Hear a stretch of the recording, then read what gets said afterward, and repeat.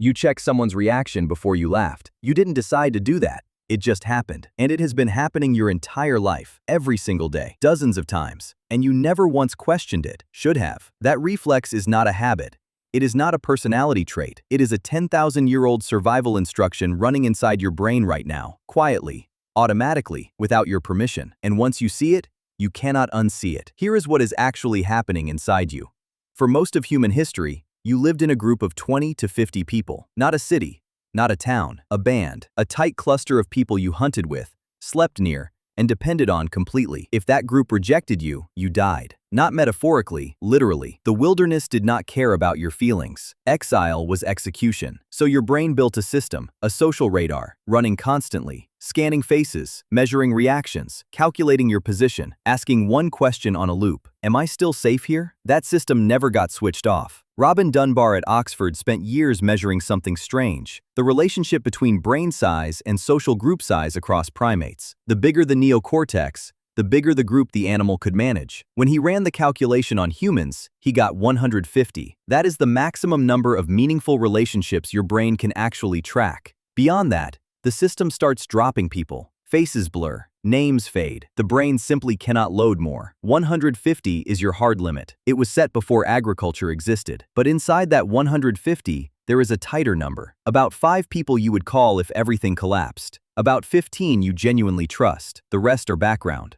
Your brain right now, with your phone, your inbox, your hundreds of connections, is running that exact same architecture. Nothing was updated. You just got more inputs. Now think about the last time you walked into a room full of strangers. Your chest tightened. Your eyes moved fast. You found a wall or a familiar face. You called it anxiety. Your brain called it threat assessment. It scanned the room in under 2 seconds and ran a calculation it has been running for 300,000 years. Who is here? Where do I rank? Am I safe? You were not nervous. You were ancient. Status is where it gets deeply uncomfortable. In a small band, your rank determined everything: who you mated with, what you ate, whether people listened when you spoke. Status was not ego, it was a resource system, and your brain tracked it constantly. The way a computer tracks memory: automatic, invisible, relentless. Michael Marmot tracked thousands of British civil servants for decades in the Whitehall Studies.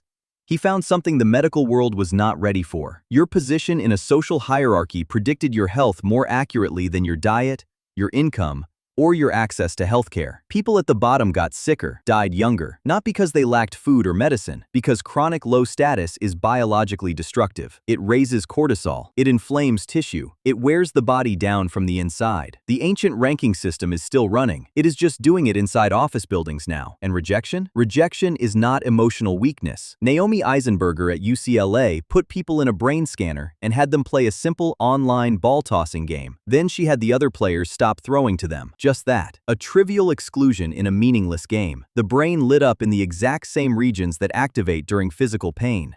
Your brain does not distinguish cleanly between a broken bone and being left out of a conversation. Both are emergencies. Because for most of human history, both could kill you. You are not sensitive. You are wired correctly for a world that no longer exists. Here is the part nobody talks about. You don't just react to other people, you copy them. Specifically, you copy the ones who seem to be winning. Joseph Henrich at Harvard calls it prestige-biased social learning. Your brain watches who is respected in your group. Then it quietly mirrors their behavior, their tastes, their opinions, without asking you first. This is how fashion spreads, how slang travels, how entire belief systems move through populations without anyone realizing they were copied rather than chosen. The unsettling question is this: how many of your opinions did you actually form, and how many did you absorb by watching who in your group got rewarded for holding them? There is one more layer, the darkest one. Your brain was built in a world where strangers were a threat. People outside your band did not share your resources or your loyalty. So the brain built a fast, automatic system.